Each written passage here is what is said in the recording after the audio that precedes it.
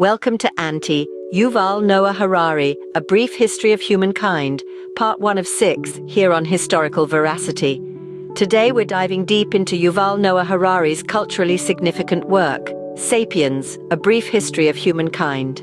This book has not only become a global bestseller, but has also sparked widespread discussion both within and outside academic circles. I approached this book with a mixture of curiosity and skepticism, and I'm eager to share my thoughts with you. Harari's work primarily revolves around two main themes.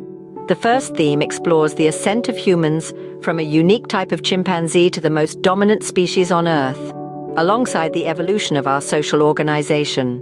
This aspect of Harari's work, based on current historical and archaeological knowledge, is engaging and, for the most part, well presented.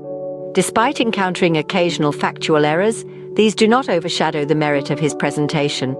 Harari's willingness to label some of his conjectures as speculation, acknowledging the existence of contradictory evidence, adds a layer of honesty to his narrative. However, Harari's book doesn't stop at prehistory and history.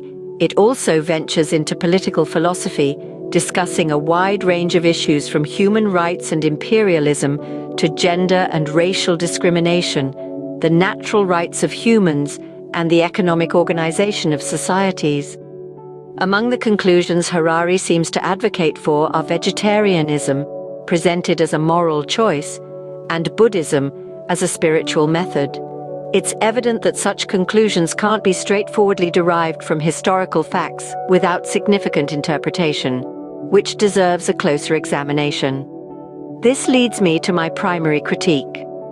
Harari's treatment of contemporary issues, especially his discussions on human rights, lack the depth and rigor found in historical and philosophical discourse.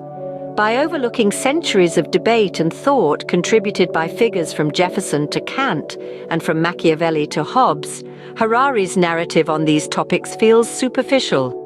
His dismissive take on the Declaration of Independence, for example, fails to engage with the rich history of ideas that have shaped our understanding of human rights and the state.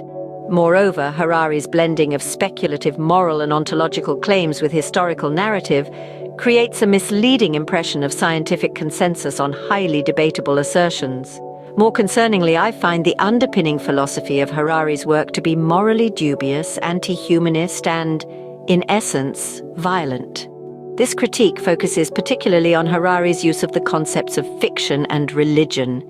Unfortunately, I must pause here to address gaps in Harari's discussion, which I will endeavor to fill in the next part of this series. I'll aim to cover the historical background and the aspects of social order, morality, and culture that Harari overlooks or simplifies.